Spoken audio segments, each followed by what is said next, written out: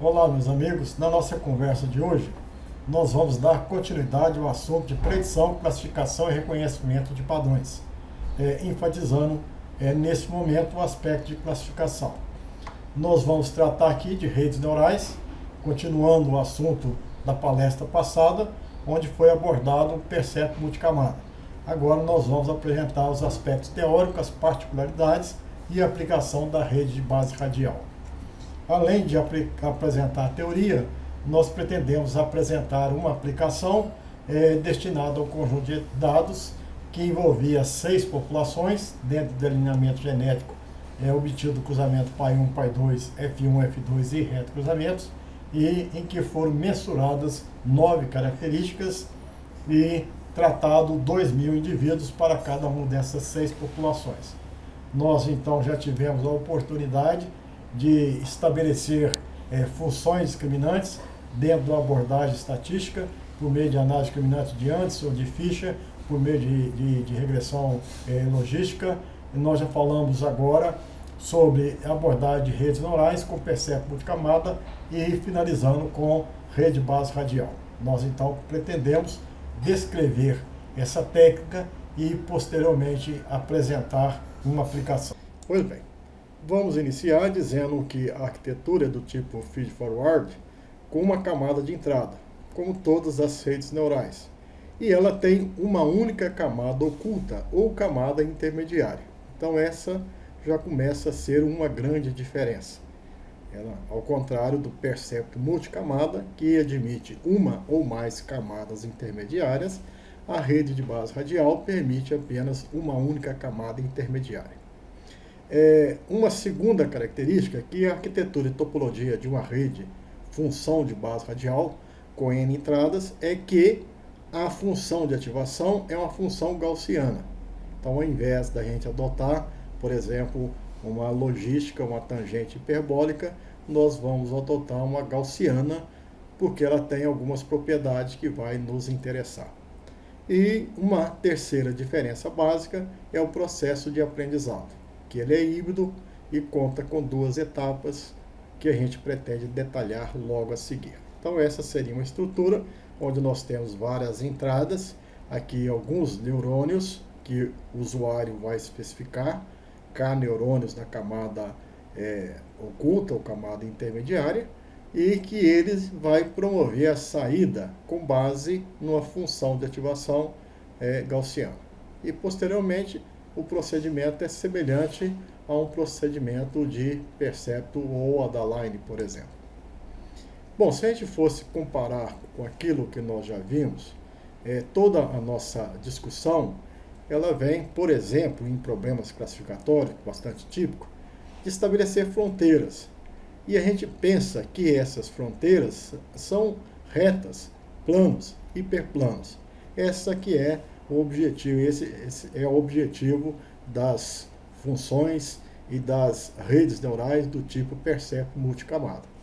Ao contrário, nós temos agora a rede de base radial. Neste caso, nós consideramos um conjunto de dados e, ao invés de estabelecer fronteiras por meio de retas e planos, nós vamos inicialmente estabelecer cluster e estabelecer grupos.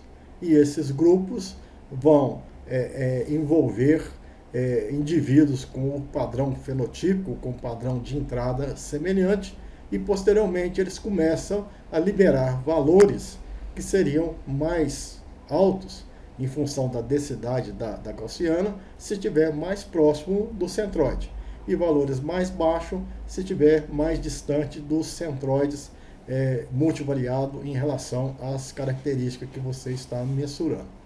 Então, esse é um efeito visual onde a gente demonstra que o princípio do percepto multicamada e o princípio da rede de base radial. Aqui nós podemos também relembrar uma classificação dos nossos procedimentos até então vistos relativo à inteligência computacional. Nós já aprendemos alguns procedimentos biométricos em que a aprendizagem é supervisionada, e nós vamos aprender procedimentos de aprendizagem não supervisionada. Nós tivemos a oportunidade de, até então, nas nossas palestras, discutir sobre o Percepto, o Adaline e mais recentemente sobre o Percepto multicamadas, aqui representado por MLP ou PMC, e a rede base radial, ela é um intermediário entre aprendizagem supervisionada e aprendizagem não supervisionada. A não supervisionada nós teremos a oportunidade de em breve tratar aqui neste canal, onde nós vamos abordar alguns aspectos de rede de Cohone ou mapas auto-organizáveis de Cohone. Então as redes de base radial, elas são meio que híbridas. Tem uma parte em que o aprendizado é não supervisionado e uma segunda etapa em que o aprendizado será supervisionado. Os objetivos de uma rede base radial, eles são idênticos aos objetivos que o Percepto multicamada pretende atingir. Ele se destina a resolver problemas de aproximações, você entender os fenômenos que estão dentro daquele conjunto de dados. Ele se destina a predições, fazer predições, por exemplo, de valor genético, fazer previsões em séries temporais, fazer classificação de populações, de objetos, e todo e qualquer tipo de classes de duas ou várias categorias que você tiver interesse no estudo. Então, é uma aplicação bastante ampla e nós então devemos aprender as suas particularidades para fazer bom uso dela. Novamente, realçando as particularidades em termos de topologia. Então, nós temos aqui uma rede neural, bem característica da rede de base radial, mostrando as entradas, são várias entradas, tal como todas as técnicas até então aprendidas. Aqui nós temos a saída, representada por um vetor, ou por mais vetores que constituem aí as nossas saídas, seja de característica quantitativa, característica binária, multicategórica, sem problema nenhum. Uma propriedade é que a gente já está representando aqui a função de ativação de base radial. Ou seja, é a função de ativação, nós vamos detalhar isso bem, onde nós temos a primeira etapa, que é uma etapa de agrupamento, e a segunda etapa, em que a informação chega e é liberada como sendo uma saída para a primeira camada e uma entrada para a última camada, onde vai haver o confronto entre a saída de rede e a saída desejada. Então, nesse caso aqui, nós vamos liberar valores.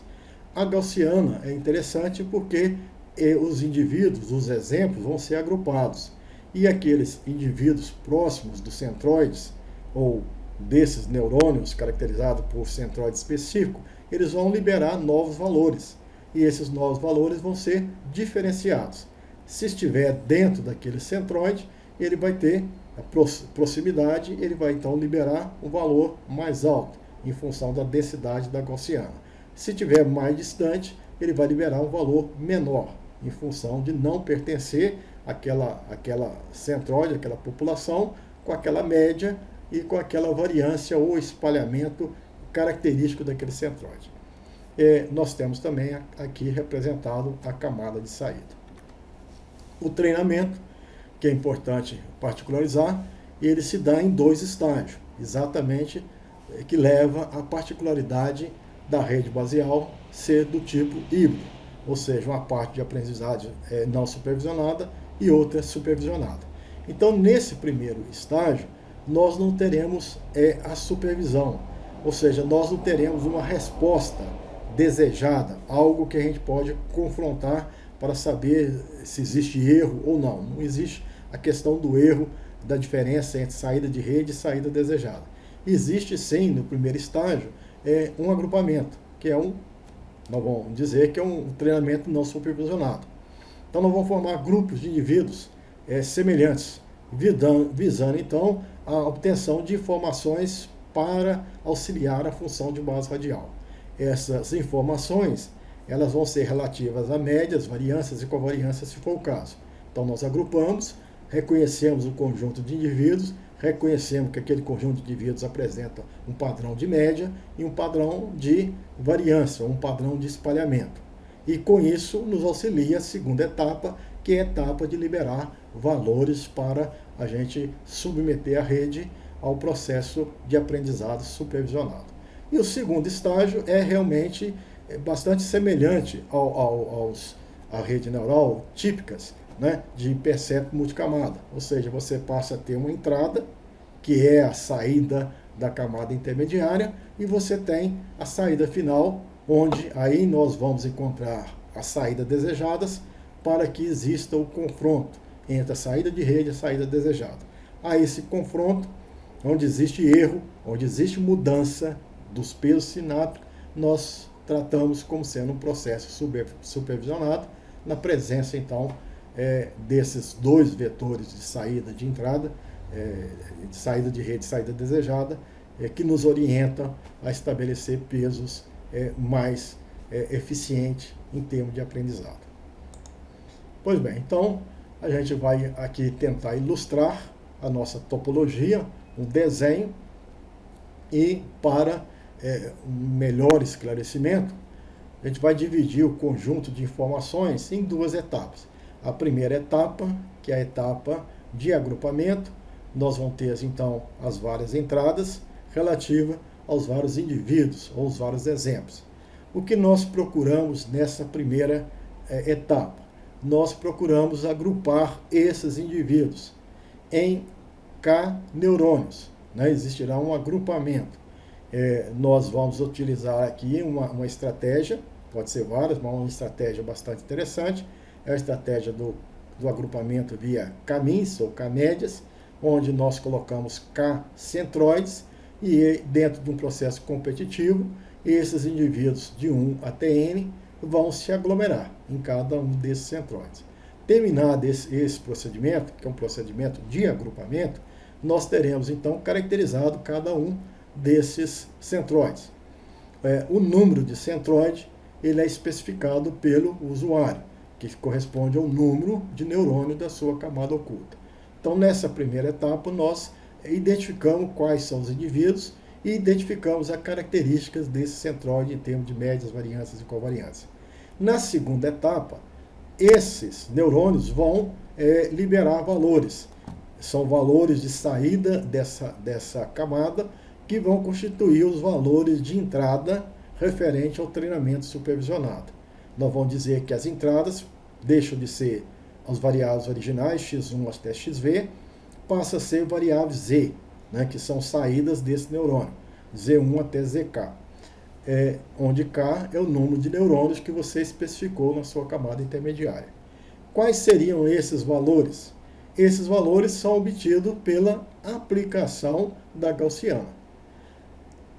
A gaussiana é aplicada, nós temos os valores de cada indivíduo, nós temos já as médias de cada um desses neurônios, para cada uma das características, e nós temos a variância, que nós vamos discutir um pouco mais à frente. Nós poderíamos usar a própria variância daquele centroide, ou especificar, ignorar essa informação de variância, e colocar uma outra informação, que nós vamos chamar de raio ou de espalhamento. Ou seja, cada um desse neurônio vai gerar valores, que são valores de saídas. Esses valores, se o indivíduo pertence àquele centroide, nós temos então a densidade atingindo um ponto mais alto, então nós temos um valor mais alto. Se o indivíduo não pertence àquele centroide, não foi agrupado, ele está distante dos pontos médios, a gaussiana vai liberar valores mais baixos em função da densidade. Esses valores vão estar mais próximos ou mais distantes, dependendo da medida do espalhamento. Esse espalhamento pode ser em função da variabilidade, ou, como no caso de alguns aplicativos, no caso do MATLAB, por exemplo, ele é especificado pelo usuário como sendo o raio ou o grau de espalhamento das suas informações, que garante aí uma certa dispersão e uma maior potencialidade da técnica em reconhecer padrões dentro daqueles dados disponíveis. Pois bem, então nós precisamos, nesse momento, abrir um parêntese para especificar como que se faz um agrupamento, que seria uma das etapas principais naqueles nossos dois estágios para treinar a nossa rede base radial. Então, o agrupamento ele pode ser feito de várias maneiras, e uma das maneiras é a utilização do método K-médias. É um método de conhecimento amplo na área de multivariada, na área de cluster, e que nós vamos então incorporar essa técnica dentro da rede base radial. Então, vamos apenas relembrar algumas particularidades e para a gente entender a sua aplicação dentro da rede neural. A K-means é um algoritmo de agrupamento interativo que classifica indivíduos em um dos K-grupos pré-estabelecidos. Então, esse K-grupo é o usuário que estabelece. Ele vai ser denominado, dentro do contexto de rede neural, por neurônio. Então, corresponde ao número de neurônio da sua camada intermediária, que nesse caso é a camada única. Você vai especificar, obviamente, que você poderá ter algum critério ou poderá fazer uma simulação, o computador poderá testar simultaneamente 2 neurônios, 3, 4, 10, 20, 5, 50, 1000 e assim por diante.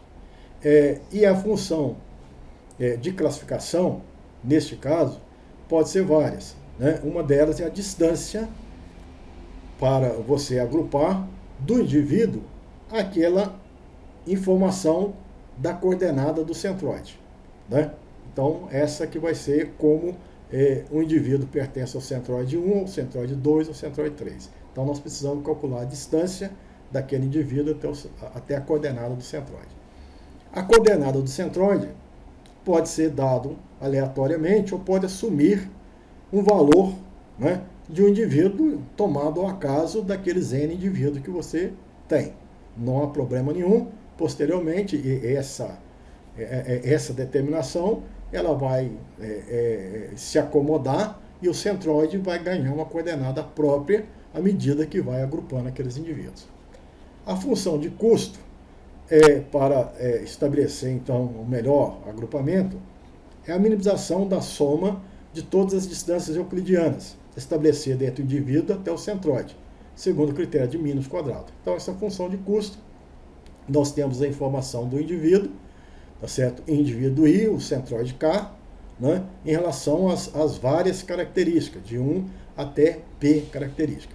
Então, D é o quadrado da distância euclidiana entre o indivíduo I e o centroide K, o valor de X é o valor das entradas do indivíduo I, ou do exemplo I, em relação a J variável, J variando de um ATP, e C é o valor atribuído ao centroide, né, a informação do centroide, que no final do agrupamento ele vai ter, então, um valor final que caracteriza a média daquele centroide.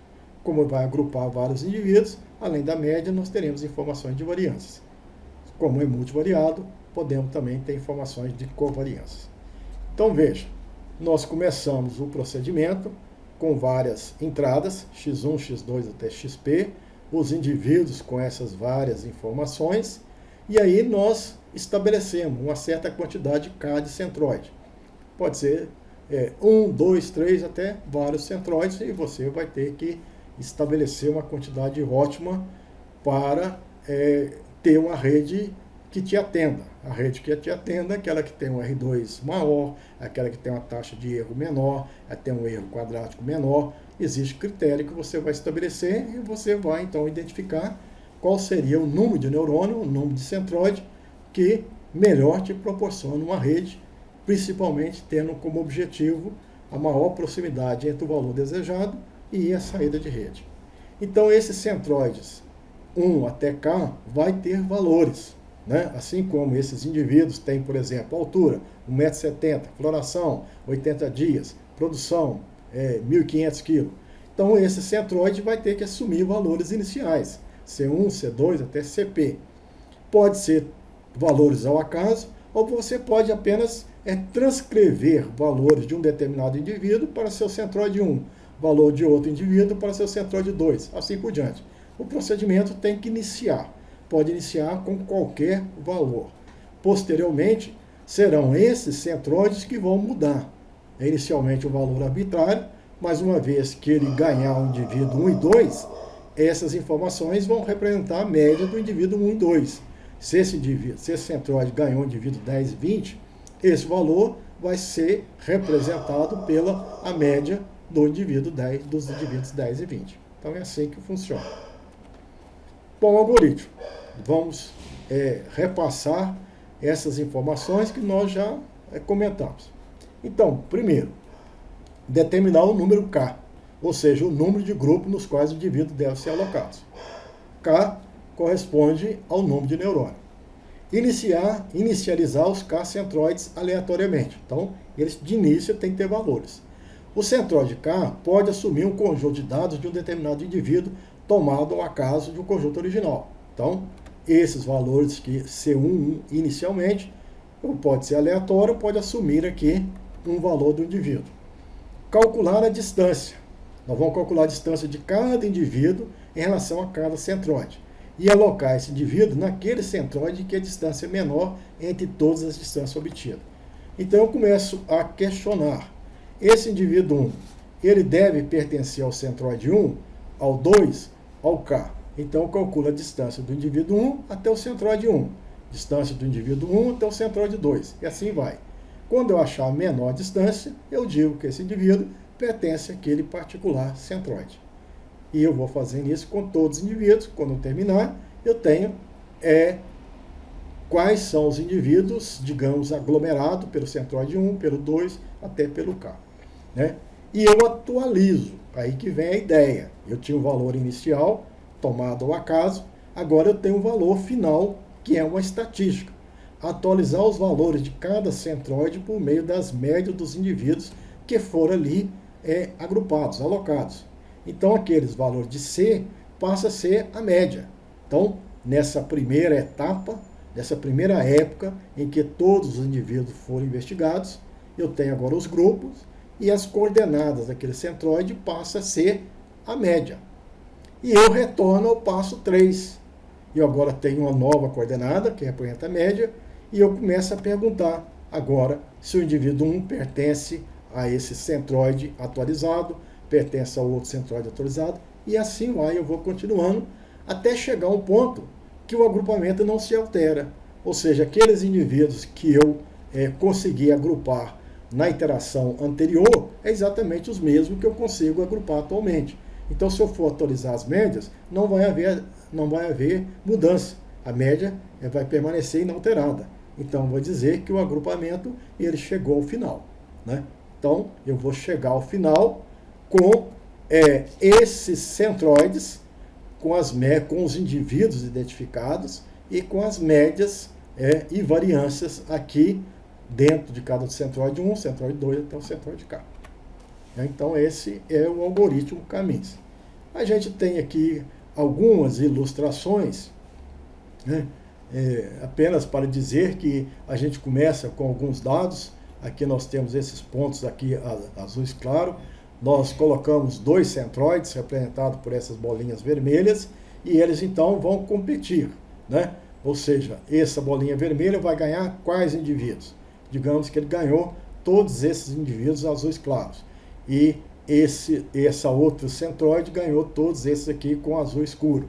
E a gente calcula então uma média para x1 e para x2, aqui é um gráfico bidimensional, e esse centroide que estava nessa posição não são os dados dos indivíduos que movimentam. O centroide movimenta. E uma vez que ele se movimenta, nós reiniciamos o processo de agrupamento. Quais seriam os indivíduos que esse centroide atualizado vai ganhar? Então, eu vou tentar calcular a distância desse indivíduo até esse centroide, desse indivíduo até esse centroide. Então, a gente chega à conclusão de que esse centroide agora ganhou todos esses. E que esse centroide agora ganhou todos esses daqui. Esse aqui, esse indivíduo azul escuro, foi perdido para esse centroide. Então, ele passa a ser azul claro. Então, eu atualizo as informações desse grupo, desse cluster, tento novamente. Se não houver novas mudanças, se nenhum indivíduo migrar de um cluster para outro cluster, eu digo que cheguei ao final e eu tenho o padrão final de agrupamento. Esse aqui do centroide 1, esse do centroide 2. Vai ter uma média aqui para x1, para x2, vai ter uma variância, e se é bivariado, vai ser covariâncias, correlações e tudo mais. Né? Então veja aqui numa ilustração em que esses centroides, eles começam, eu especifico, e eles vão se movimentando para o centro das nuvens de cada conjunto que existe naquela distribuição. Né? Então essa é a ideia de colocar 3 pontos, de oprimir inicialmente de forma aleatória, e por um processo competitivo, eles vão se aglomerando, né? Apenas eles se movimentam até atingir a representatividade daquela nuvem de informação. Bom, então vamos voltar, já que nós abrimos um parênteses para falar sobre caminhos, nós vamos voltar agora a falar sobre rede de base radial. Né? Então vamos relembrar e então inserir essa técnica dentro da nossa abordagem de rede de base radial. Novamente lembrando que temos entradas e saídas intermediárias numa camada única, né, inclusive com limiar. Essa seria uma topologia básica, né, entre x1, x2 até xn, e aqui por um agrupamento de indivíduos, e posteriormente, com a aplicação da gaussiana, eu vou ter saídas, né, dessa camada que vai ser representado por Z1, Z2 até ZK. Essas saídas, por um processo de aprendizado, né, supervisionado, né, nós vamos então ajustar esses pesos sinápticos. Podemos aí usar, por exemplo, a regra delta generalizada. Posteriormente, nós reunimos dentro de uma função linear para ter a saída de rede que vai ser confrontado com a saída desejada. Então, vamos falar sobre a primeira etapa, a etapa de treinamento. Então, o objetivo é agrupar indivíduos semelhantes, visando a obtenção de valores, né, que vão gerar os pesos da função de base radial que compõe os neurônios da camada intermediária. Vai gerar toda aquela informação de médias, variâncias e covariância. Como é que nós fazemos o agrupamento? Uma estratégia é usar o método caminhos, que tem por objetivo particionar os indivíduos em K grupos, minimizando a distância dos elementos aos centroides de cada um dos conjuntos. O número de grupos corresponde ao número de neurônio que você gostaria de usar na sua camada intermediária, que vai compor a camada intermediária e pode ser definido com base na sua experiência, tomando como base resultados prévios de análise de agrupamento, ou por meio de técnica hierárquica, ou por uso de validação cruzada, alguma informação você tem, ou simplesmente por tentativa. Os aplicativos normalmente permitem você pedir que faça uma análise usando um neurônio, 2, até quantos neurônios você quiser, e ele te retorna. A melhor forma de resolver esse problema foi usando 32 neurônios. Então, ótimo. Isso não afeta em nada. O que interessa é o resultado final da predição ou da classificação. Vamos tentar fazer aqui um exemplo bastante simples de caminhos, primeiro do caminhos e posteriormente a segunda etapa, que é a etapa do aprendizado supervisionado. Vamos imaginar que nós temos apenas 4 indivíduos e foram mensuradas 2 características, x1 e x2. Esse indivíduo 1 pertence à população 1, esse 2 à população 0, ou população 2, 3 à população 1 e aqui o 4 à população 0. Então, se a gente plotasse esse primeiro indivíduo, ele tem o valor de x1 20 e o valor de x2 é igual a 7. Então, ele estaria posicionado aqui. E os demais indivíduos aqui, x2, o indivíduo 2, apresentaria o valor de x1 de 39 e o valor de x2 igual a 2. Então, nós percebemos que aqui nós temos essas bolinhas vermelhas, são indivíduos de uma população, são indivíduos de outra população. Mas o computador tem que ter uma biometria, uma estatística que permita fazer o agrupamento de forma eficiente. Nós, visualmente, aqui é um problema bivariado, é fácil dizer que temos 2 grupos, mas o computador tem que ter um algoritmo que permita identificar quantos grupos e quais os indivíduos pertencem a esse grupo. Então, nós vamos ver como é que trata esse problema. Então, nós consideramos os centroides. O centroide eu tenho que estabelecer valores aqui, ou arbitrário, ou assumir um valor qualquer, né? Então, as sementes, o valor inicial do centroide 1, eu vou falar que o centroide 1 tem os valores apresentados pelas variáveis do indivíduo 1. Então, aqui ele tem 27. O centroide 2, estou dizendo que eu gostaria de resolver o agrupamento com 2 centroides.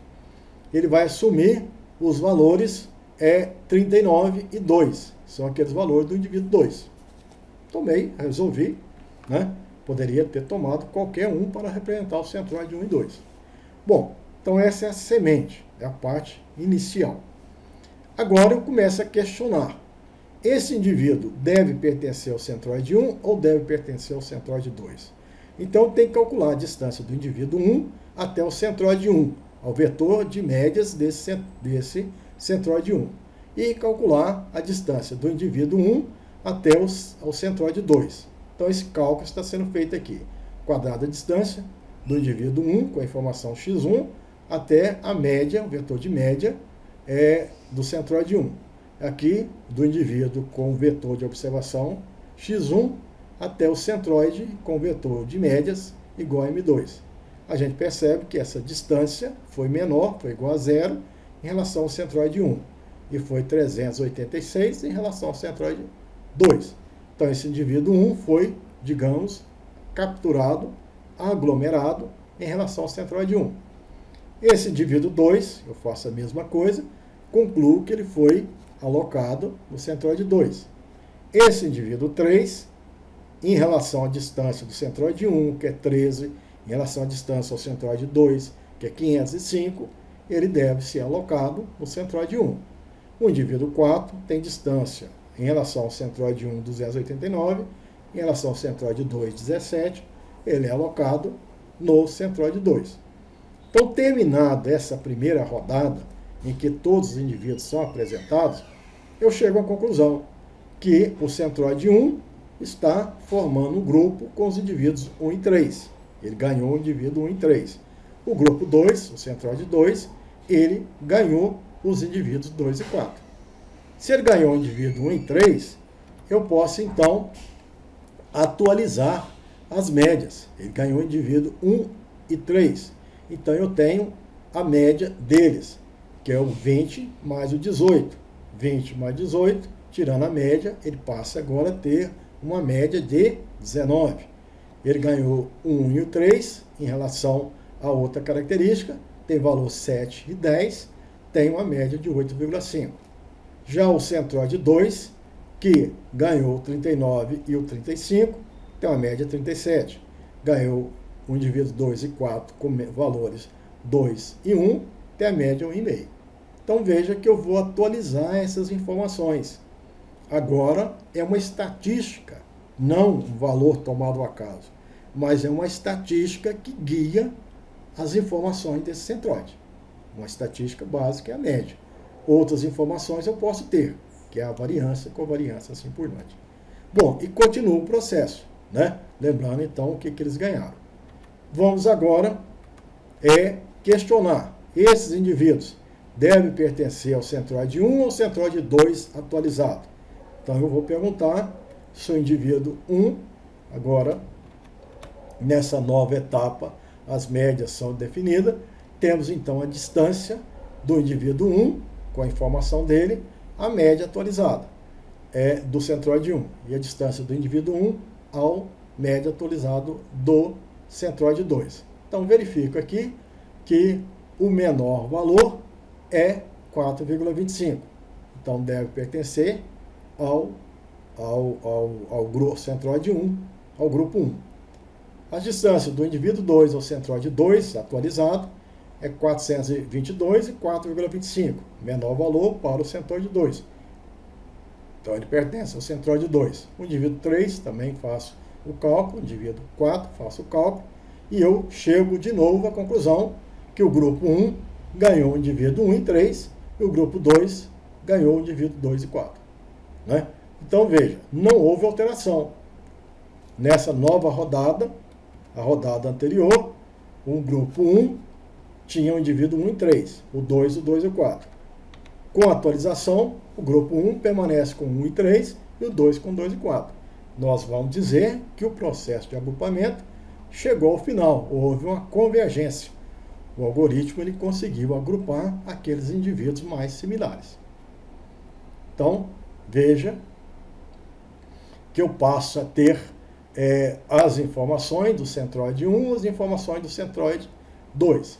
O centroide 1, então, conseguiu aglomerar o indivíduo 1 e o indivíduo 3. O centróide 2 conseguiu aglomerar o indivíduo 2 e 4. Isso faz com que ele tenha médias, né? A média do centróide 1, a média do centróide 2, já foi visto anteriormente, e faz com que a gente tenha valores dentro do centróide 1 de variâncias e de covariâncias dos indivíduos que compõem o centróide 1, próprio do indivíduo que compõe o centróide 2. Então, estão bem caracterizados. Então, nós temos os centros e, a princípio, nós temos até a dispersão de cada um desses centróides. Né? Os algoritmos, esse algoritmo de convergência, ele conduz, então, a um processo, a um procedimento de identificação, aqui estaria errado, que aqui é C1 e aqui também C1, de indivíduos que pertencem ao centróide 1, indivíduos que pertencem ao centróide 2, e nós temos, então, essas médias e as matrizes de variância e covariância. Então, na convergência, o produto final é a informação da média, a informação da variância, que posteriormente nós vamos ver que, inclusive, ela é dispensável. Nós vamos optar por uma outra informação que o usuário poderá descrever. Né? E nós temos quais são os indivíduos que pertencem a cada um dos centróides. Então, aqui mostra perfeitamente um exemplo em que quatro centróides estão disputando cada um desses indivíduos, e eles estão sendo atualizados de forma a melhor representar aquela nuvem de dados. Então, a gente podemos partir aqui nesse caso foi especificado 4 pontos, e eles então vão competir, e no final eles vão se posicionar, e a gente vai entender quais indivíduos estariam dentro de cada grupo, qual a média, qual a variância, assim por diante. Então, nós terminamos a primeira etapa, a etapa de agrupamento. Nós precisamos ir para a segunda etapa, onde nós vamos ter, de fato, o treinamento e os ajustes dos pesos sinápticos. Bom, nessa segunda etapa, o importante é que você tenha um conjunto de indivíduos que estão sendo analisados, de exemplos, e temos as entradas. As entradas são os valores que cada neurônio ou cada centróide vai dissipar, vai liberar. E nós temos aqui a saída desejada, que é classificar esse indivíduo em população 1, população 2, população 1, população 2. Então, nós precisamos apenas ter valores de cada um desses indivíduos, não em relação às variáveis originais, mas em relação aos centróides. Que nesse caso, coincidentemente, o número de centróides é igual ao número de variáveis. Mas você pode ter algumas variáveis e mais centróides, sem problema nenhum, ou o contrário. Pois bem, então nós precisamos liberar valores. Nós vamos, aqui os valores mantêm até certa coerência, mas nós vamos liberar aqui valores altos e valores baixos. Os valores altos são valores, por exemplo aqui, se esse indivíduo 1 pertence ao centróide 1, ele vai liberar valor alto. O indivíduo 3 pertence ao centróide 1, ele vai liberar valor alto, aqui vai liberar valor baixo. Quem vai fazer esses valores altos e baixos, esses valores aqui são acasos, são mensurações. Aqui são valores organizados. A gaussiana vai me dar essa propriedade de colocar valores mais altos para aqueles que têm um padrão de agrupamento maior do que outros. E vai colocar valores próximos de zero, né, representando a densidade de valores mais distantes aos centróides. E nós vamos ter que definir aí uma dispersão. Nós temos uma variância, mas nós podemos definir um espalhamento que é exatamente aquela fronteira. Né? Nós podemos mexer naquela fronteira de tal maneira que a gaussiana pegue um conjunto de dados mais apropriado. Essa fronteira vai depender. Se as populações forem muito diferenciadas, né, pode ser que eu tenha uma fronteira, um espalhamento maior. Bloco 1, bloco 2, bloco 3, pega todo mundo de uma vez só, resolve o problema. Se tiver muitos dados e pouco diferenciado, talvez o espalhamento seja por detalhe. Pega alguns indivíduos aqui e outros indivíduos lá, então esse espalhamento seria interessante que eu testasse vários deles para ver a eficiência da rede. Então, eu preciso liberar um valor. O valor que é liberado a partir dessa informação esse é papel de uma função de ativação. Então, a função de ativação vai liberar esses valores. E a função de ativação é uma gaussiana. Né? Por exemplo, essa função, né, é uma parte da densidade multinormal. Bom, então vamos tratar com mais detalhe a saída dessa camada intermediária. Então é utilizado o núcleo kernel da função densidade e probabilidade de uma distribuição normal multivariada, que é esse aqui. Ou pelo menos então vão faz lembrar essa estrutura. A gente, na verdade, precisa que essa saída seja função da informação do indivíduo, aquele indivíduo perto do centroide, libera valor maior, que a densidade vai subir.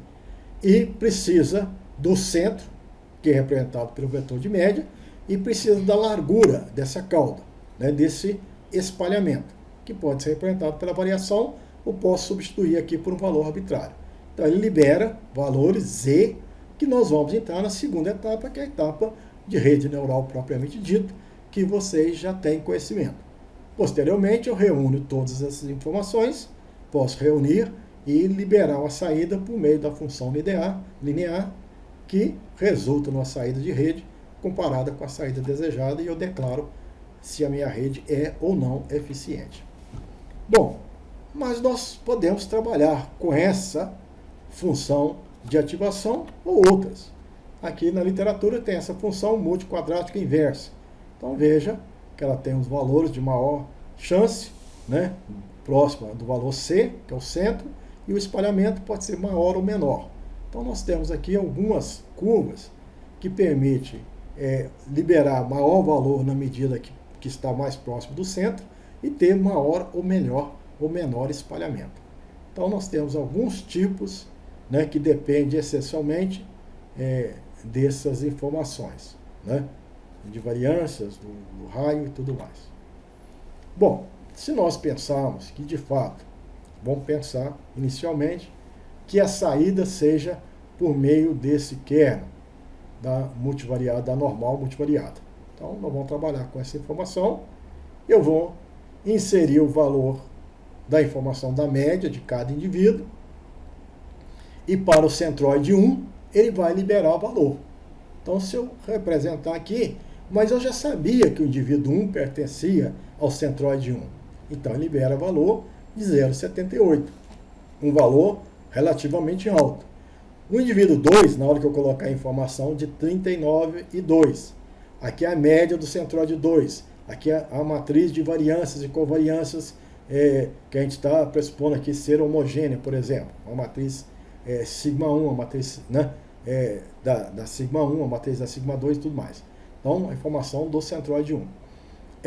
Esse aqui, o valor vai ser, como ele não pertencia, vai ser um valor muito pequeno, igual a 0, por exemplo. Esse indivíduo 3, a mesma forma. Eu sabia que ele pertencia ao centroide 1, por isso ele liberou um valor alto, né? E aqui o indivíduo 4, que não pertencia, liberou valor baixo. Então, o segundo neurônio, que tem uma matriz sigma 2, aqui representada. Então, eu vou introduzir o indivíduo 1, mas ele não pertencia ao centroide 2. Então, libera valor próximo de 0. O indivíduo 2, ele está próximo do centroide 2, então libera valor alto. O indivíduo 3, libera 0. O indivíduo 4, que pertencia ao centroide 2, libera valor alto. Então, eu tinha essas informações originais, e agora, que era x1 e x2, agora eu tenho o valor z1 e z2. Né? Eu tenho um conjunto de informações da densidade e com valores altos e valores baixos. Valores mais altos está mais próximo daquele centroide. Então, as entradas agora passam a ser 0,78, 0, 0,78, 0. Então, valores altos para aqueles indivíduos que sabidamente pertenciam àquele neurônio, que foram agrupados por aquele neurônio, e valores aqui, os outros indivíduos agrupados pelos outros neurônios. Então, agora a questão de rede neural passa a ser simples, ou passa a ser tal como aquilo que nós já apresentamos, com as entradas Z e a saída desejada. Bom, agora nós vamos aplicar as nossas teorias de percepto. Então, novamente aqui, fazendo uma ilustração, onde eu tenho aqui dois centros, e aqui as variâncias, e eu percebo que à medida que os indivíduos pertencem ao centro, ele adquire valor maior. À medida que os indivíduos não pertencem àquele centro, eles vão liberando valor menor. Pode ter um espalhamento maior ou pode ter um espalhamento menor, né? Então o grau de espalhamento vai depender do valor que eu especificar. Esse raio ou espalhamento, nós então vimos que ele foi utilizado anteriormente com base nesse núcleo, ou apenas no núcleo da gaussiana. Você vai pensar que univariado, eu não preciso de algumas informações, né? Eu posso simplesmente colocar esse problema em função da distância da informação do indivíduo e ao centro, e desprezar informações de variância e dessa constante, de forma que o meu problema possa ser colocado apenas em função dessa estrutura, né? Uma E elevado a menos beta, e esse beta aqui passa a ser aquilo que alguns aplicativos, como o caso do MATLAB, assume como sendo raio ou espalhamento. É um parâmetro que o usuário pode especificar. É um parâmetro que varia, às vezes você tem que especificar de maior que 0 até 1, ou acima de 1 até valores que você achar que é apropriado. Então é um dos parâmetros que a gente ajusta dentro do nosso procedimento. Então são duas informações que o usuário deve fornecer: o número de neurônios e o grau de espalhamento. Então esse grau de espalhamento vai proporcionar informações das variáveis E mais distantes, mais espalhadas ou mais concentradas. Quando que você quer mais espalhado, mais concentrado? Vai depender do seu conjunto de dados. Se o seu conjunto de dados são populações bem diferenciadas, que a população A distante da população B, distante da população C, então você joga um centroide e um espalhamento grande, e ele pega todo mundo da população A, da B e C, e rapidamente resolve o seu problema rápido e eficiente. Agora, se as populações elas são bem próximas, de forma que você precisa suavemente estabelecer a fronteira de separação da população 1 para a população 2, talvez você precise de vários neurônios, e cada neurônio com espalhamento menor, para não ocupar a população, os indivíduos da população A, invadindo a população B. Então é uma questão que você pode ajustar no seu computador. Não é tão complicado, mas requer que você seja um cientista de dados atento ao processamento que está sendo realizado. Então, de fato, nós temos uma saída final. Depois de Z, nós procuramos, então, o aprendizado para se ter uma saída final. Essa saída final é uma saída linear aplicada em cima dessa estrutura. Ou seja, a gaussiana, em cima das informações, libera os valores de Z, que são multiplicados pelos pesos sinápticos, né? E aí o número de peso é dado pela quantidade de neurônio que você especificou, representado por Q ou K, que é o número de grupos de caminhos, né?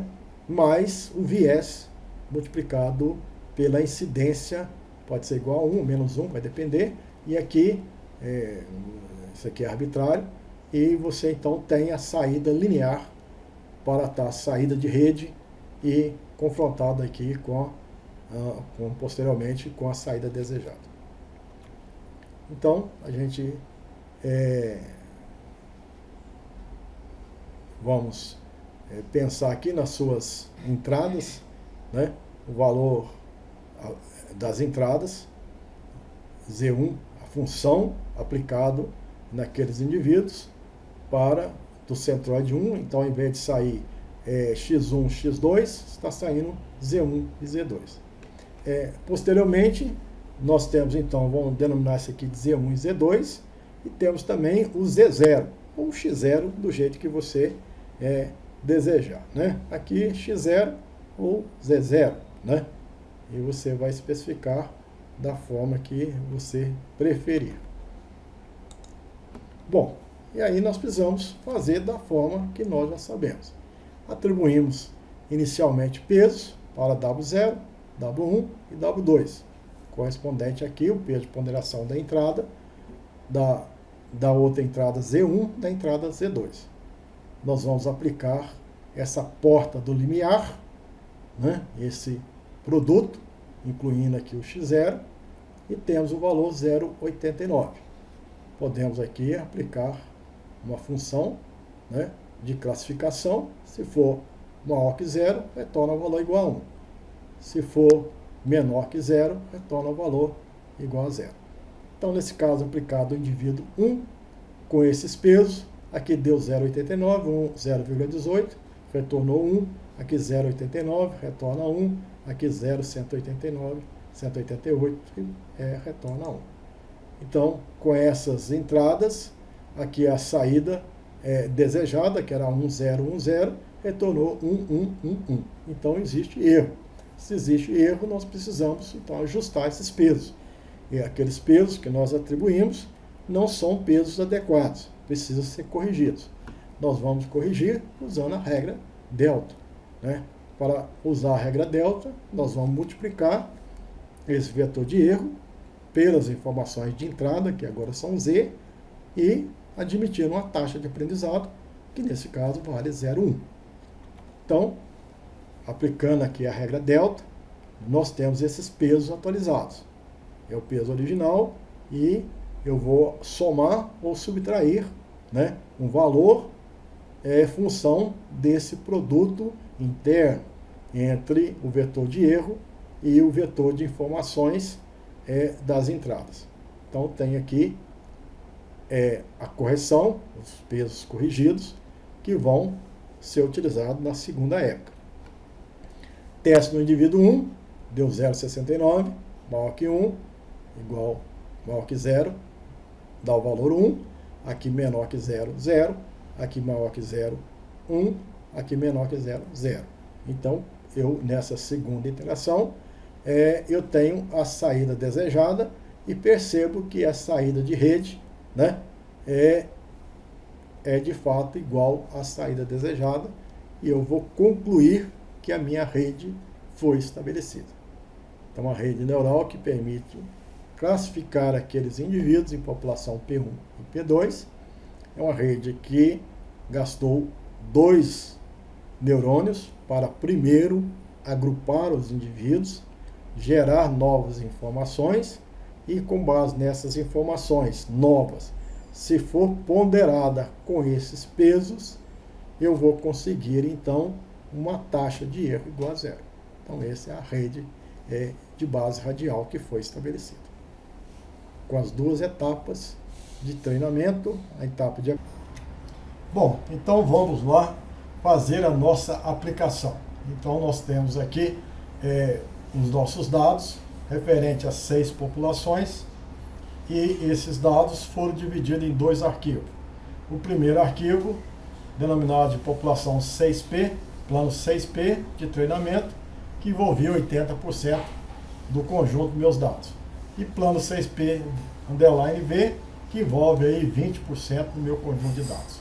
Então, nós vamos tentar fazer a discriminação e a classificação, a eficiência da classificação desta rede neural em relação a essas 6 populações.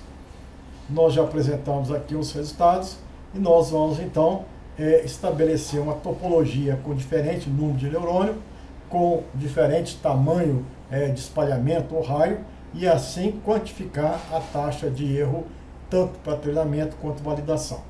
Nesse caso, nós vamos então utilizar um aplicativo computacional, no caso o programa Gênesis, no procedimento de inteligência computacional, análise de classificação, rede de base radial.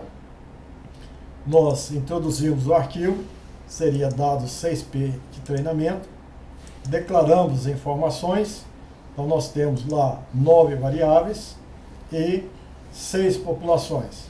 Esse arquivo então está estruturado com a primeira coluna descrevendo as populações de 1 até 6, e meu arquivo tem 9 colunas adicionais referente a 9 informações fenotípicas que foram mensuradas. Se eu quero estabelecer uma topologia, eu vou então preencher essas informações. O arquivo de treinamento, o arquivo de validação, um erro quadrático médio como objetivo, por exemplo, 0,01, e vamos tentar gerar redes a partir de raios, por exemplo, de 5 até 10, ou de 1 até 100, variando de 0,1, 0,2, variando de 1 até 1.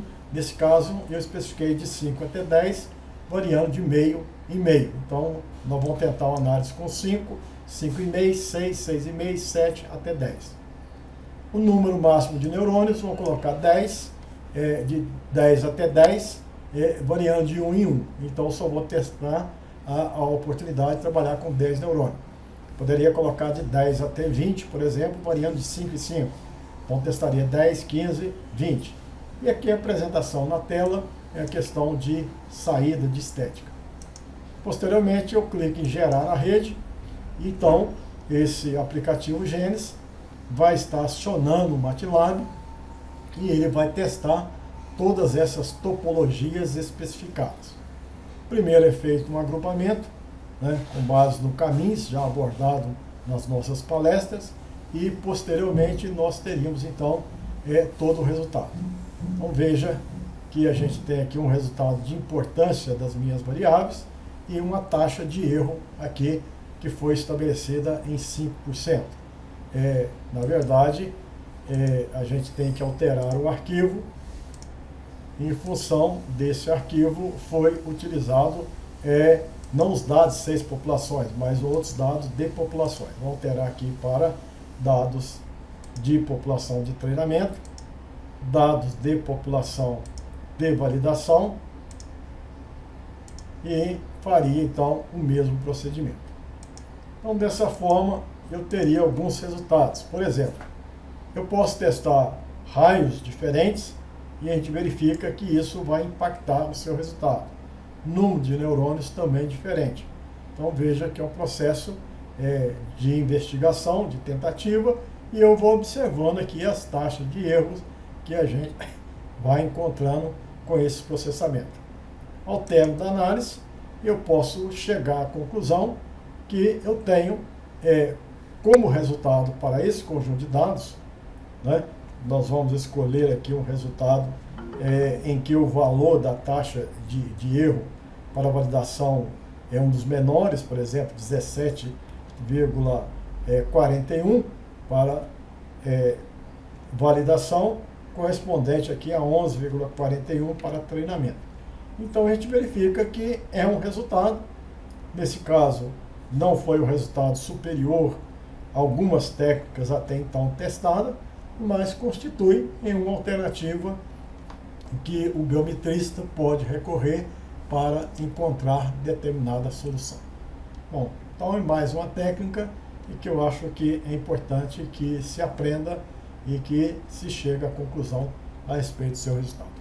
Pois bem, por hora é só, e a gente agradece aí a presença de todos. Muito obrigado.